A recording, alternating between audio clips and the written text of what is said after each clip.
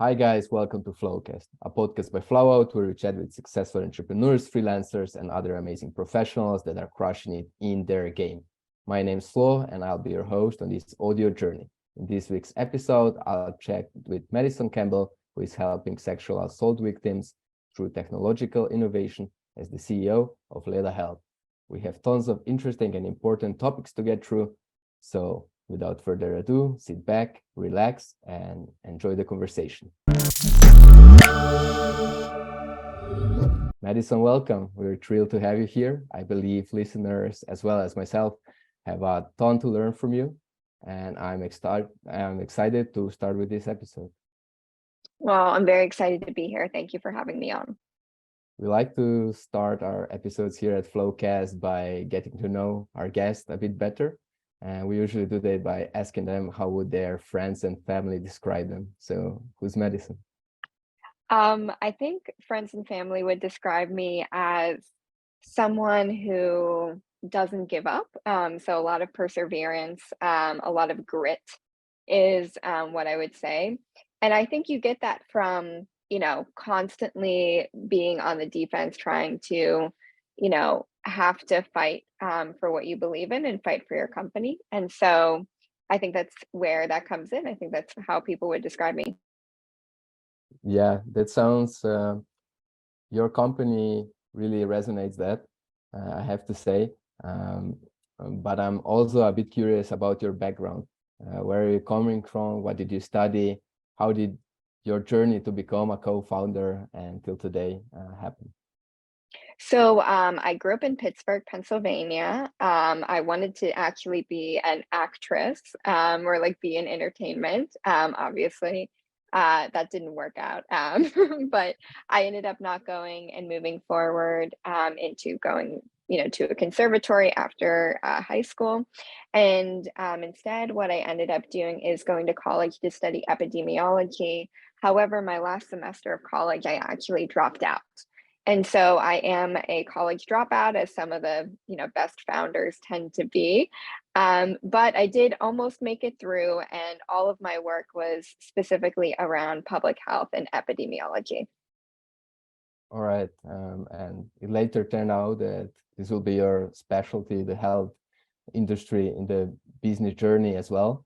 What do you think you already mentioned the perseverance, some of your other unique skills that helped you to become the successful person you are today? I think not being afraid of rejection is a big thing that I learned actually from kind of going into entertainment at a young age, right? I was singing, I was dancing, I was trying to do, musical theater, et cetera, et cetera. And so when you're constantly auditioning, I feel like through that audition process, oftentimes you will get rejected, you won't get a part, right? But what you have to continue doing over and over again is not letting anyone tell you that you're not good enough, right? You have to continue moving forward. And so that's what I ended up doing. And so I think that, inability to be fearful of rejection has really made me a good entrepreneur, or is, allowed me to continue moving forward, because unfortunately, entrepreneurs are constantly rejected every single day, whether it's from investors or from, folks that you're trying to sell to. And so I think if you can handle that, you can handle just about anything. Exactly. Yeah. It's an important skills in business, but also in life.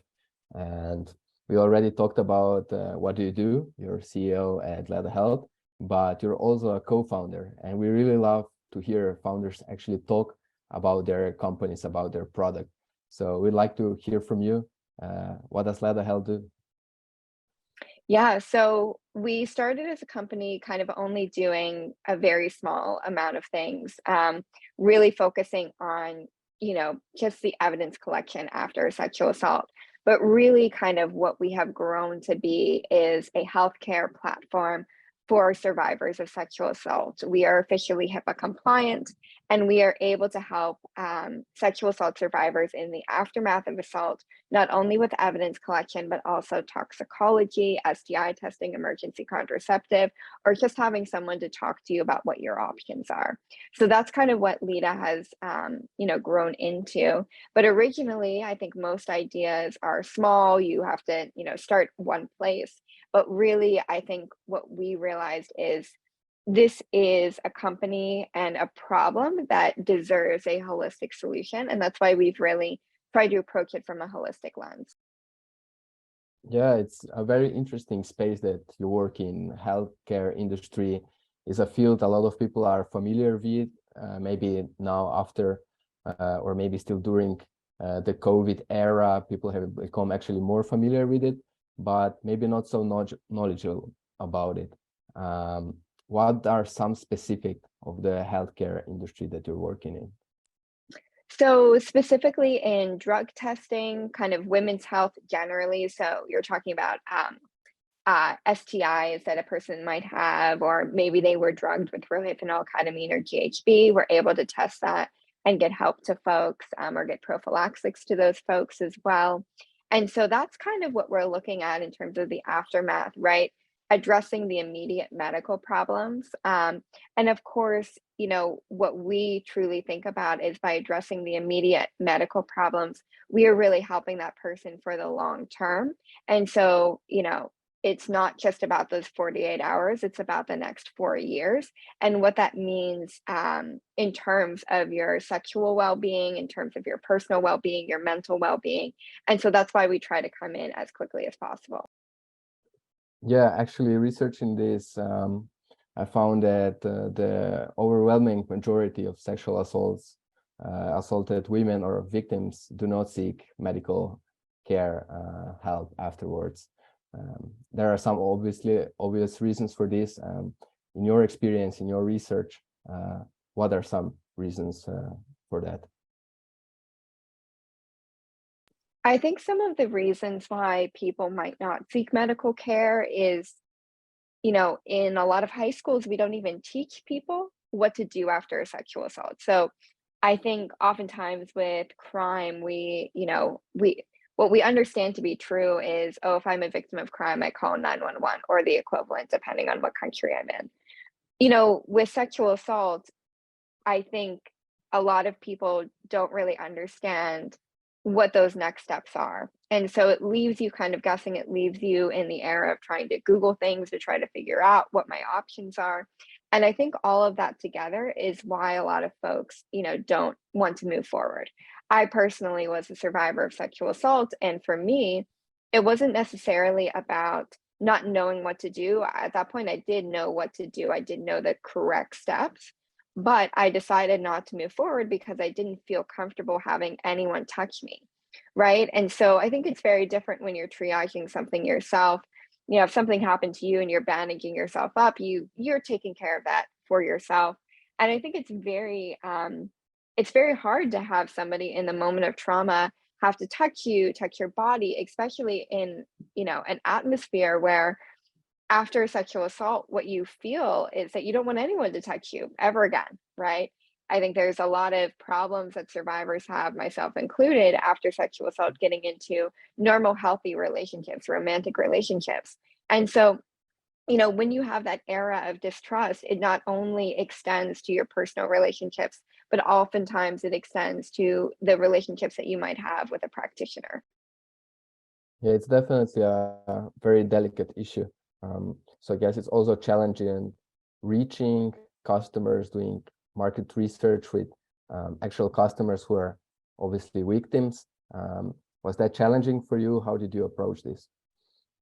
Yeah, I think, I am, it's hard to say the word lucky, but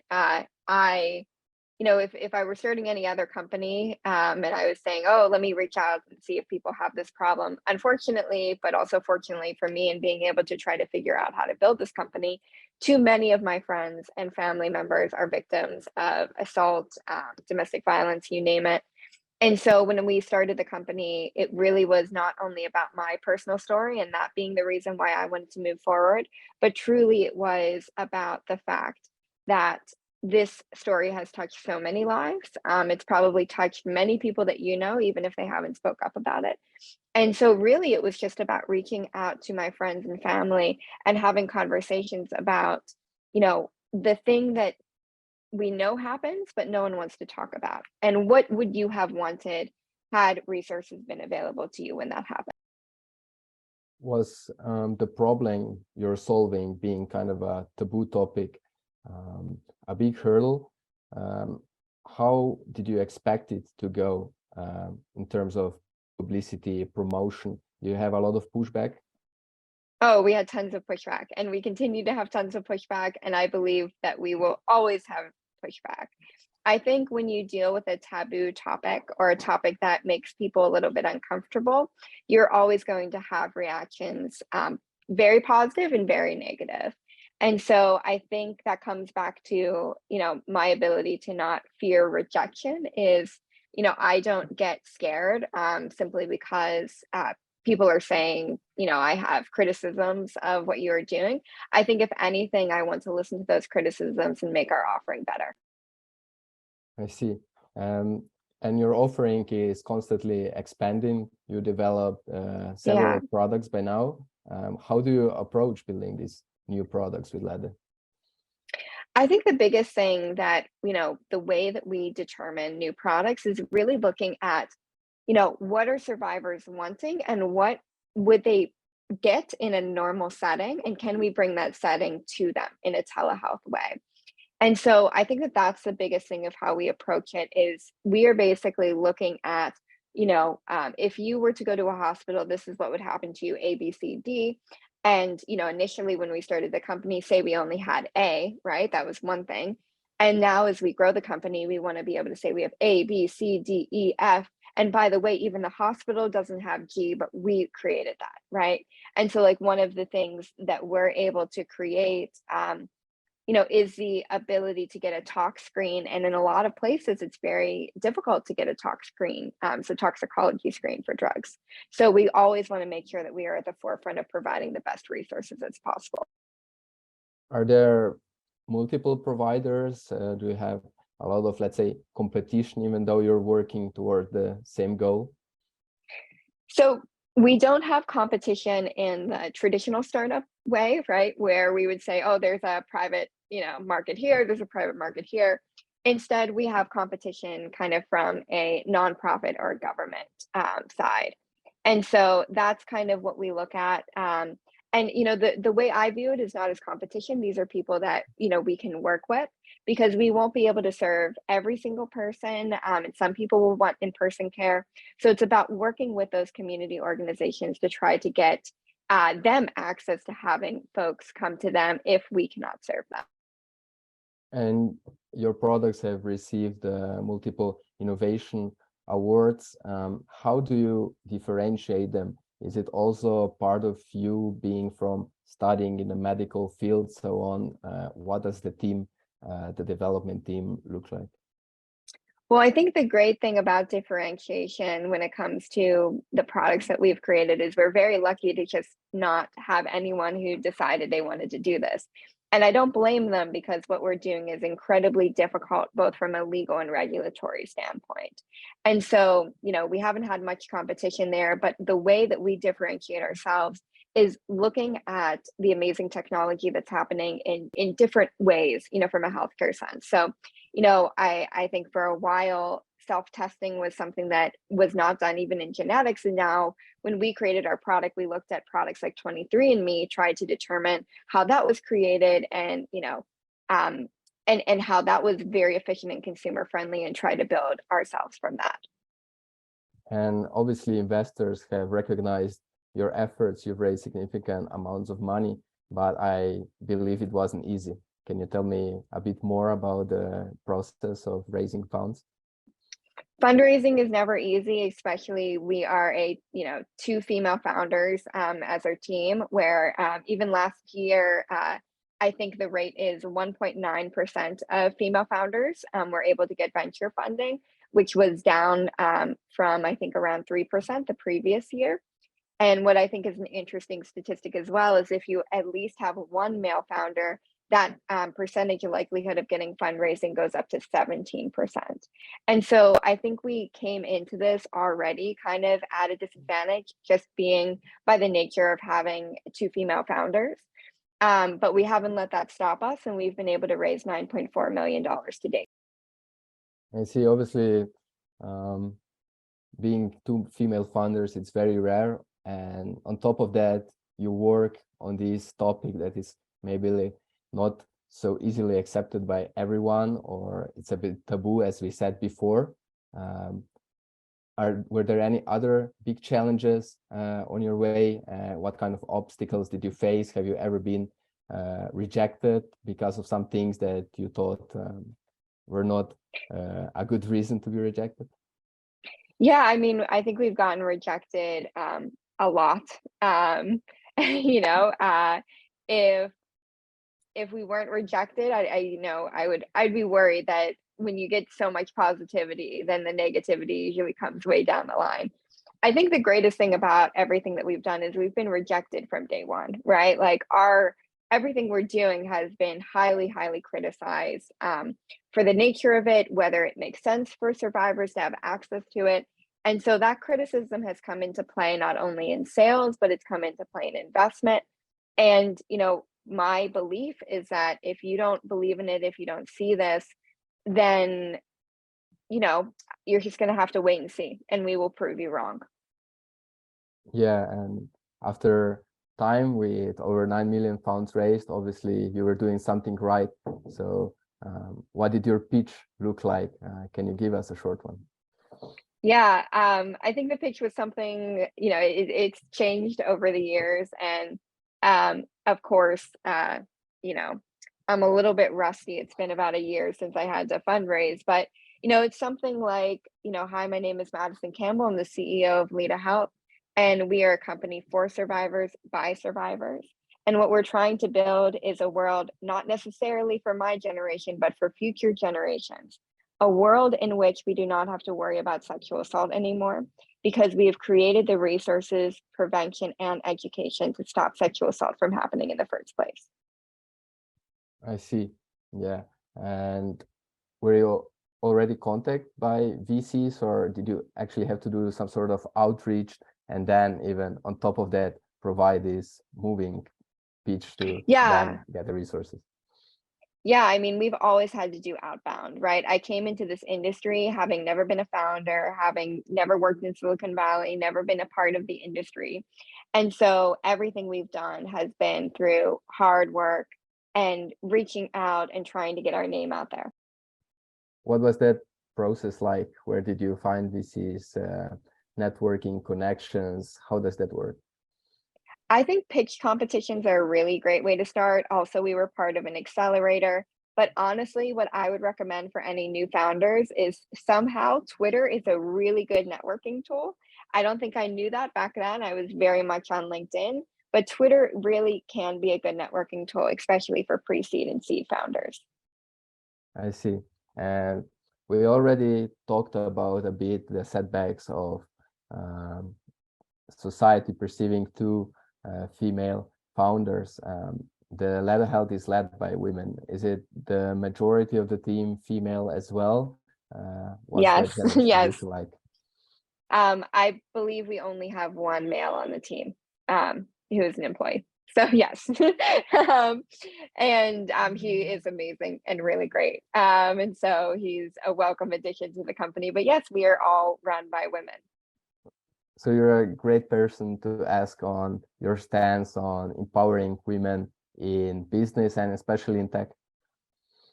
Yeah, I don't even think I don't even think that it's a question about why, you know, we have the ability to not only lead companies, raise money, but also come up with new and innovative ideas, especially in regards to healthcare, right? Women have been, you know, managing not only their own healthcare, but oftentimes children's healthcare, right? We manage a lot. And so I see women as the perfect entrepreneurs to start companies in the healthcare field, because we truly do understand a variety of healthcare needs. Are you also in charge of building your team, of recruiting? Oh yeah, I mean, as a founder, I think you do it all, right? You recruit, you find the person who you believe is going to be the best, and then hopefully you have those people feel empowered that they can bring in folks that they previously worked with into the company. So that's truly, you know, kind of how I view the recruiting process. What are some of the qualities you're looking for in your team? Do you have a lot of people reach out to you wanting to work for Leda Health? Yeah, we definitely do. And I think the quality we're now looking for the most is, not only passion about the subject matter, I think that's just one part, but true subject matter expertise, right? I think, for a long time, we thought we could teach people kind of just how complex this industry was. And now we are bringing people in with, 10, 20, 30 years of experience in doing this type of work because it is very complex. It is a very serious line of business, and we want to bring the best of the best to the table. I see. On top of all of your success, which is obviously measured with helping the victims, you've also been named on the Forbes 30 under 30 list. Was that a big milestone for you? How do you view these achievements? I was definitely very excited about it. I think in the moments after it happened, and then I think in the day after, I was like, "Whoa, that happened. That's cool, but I have to get back to work." And so that's generally how I felt. I think I had about 24 hours of excitement before I felt like that really didn't mean as much as I thought it would mean, and in fact, just means that I have to work harder. Yes, obviously there are more and higher goals to be acquired, and maybe you can speak a bit about that. What's the vision? What are the future goals for Leda Health? Yeah, I mean, I know a lot of companies are struggling right now with the markets, the way they are. For us, it's not necessarily about thinking about acquisition or IPO. It's truly thinking about how our product can help as many people as possible. And, our goal is to keep our company around to make that goal happen. What's the actual strategy of expanding? Obviously, there are some challenges in targeting clients, and I believe you actually have not a usual strategy of not going actually B2C, but there are some other ways. Yeah, we definitely approach this from a B2B angle. And so it is very challenging, in terms of the sales cycle. Sales cycles tend to be incredibly long. But, the way that we view this is we want to make sure that we are addressing the needs of everyone that we meet, which means that, oftentimes we can meet a client and their needs can change, within the contracting or proposal period. And we want to make sure that we have everything that that client or employer or institution needs in order to address sexual assault within their constituency. I see. Yeah, obviously it's a very specific, feels very specific area, but also with some nuances that can be transferable to other startups.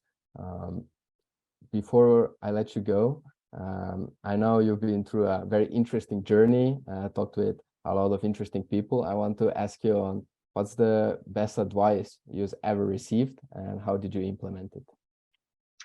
Yeah, I think the best advice, and it was less about how I implemented it because I think it's hard sometimes to implement advice as it's just to listen to it and see if it'll happen. The piece of advice I got was someone told me, Madison, you know, I, I was talking about an idea that I had, and I was basically asking a mentor of mine, what's the worst that could happen? And he said, the worst thing that can happen is you get a cease and desist. And I said, okay, well, what is the second worst thing that can happen? He said, well, you get a second cease and desist. And so I know that's kind of, jovial, but basically, I think the moral of that story or the moral of that lesson is, the worst thing that can happen is not as bad as even the first thing that you think could happen. And so why not go for it? Why not put yourself out there? Yeah, perfect. Why not go for it? It's a good thought to have, especially in this startup world. In this last segment of our podcast, we ask our guests 5 rapid fire questions, and I'm sure your favorite will be good recommendations for our listeners. Amazing. Okay. What's your favorite book? What is my favorite book? Probably Laws of Power by Robert Greene. Got you. Listen to any podcast? What's your favorite? I listen to a lot of movie podcasts. So One of my favorite that I've been listening to is actually The Last of Us, which is a new HBO show based off of the video game. It's actually the follow along from HBO about how the show was made. Nice. Most used app on your phone? Email. All right. And to finish off on a lighter note, what's your favorite hobby? I actually sing opera. Oh, wow. Impressive. Yeah. I mean, very loud, but yes, not really great when you live in an apartment, but generally speaking, it's a good party treat. Got you. Madison, it was great to have you here. The conversation was so important to have, and I learned a lot, and I hope our listeners will as well. I wish you all the best on the business and personal journey, and hope to chat again with you soon. Well, thank you so much. Thank you for having me.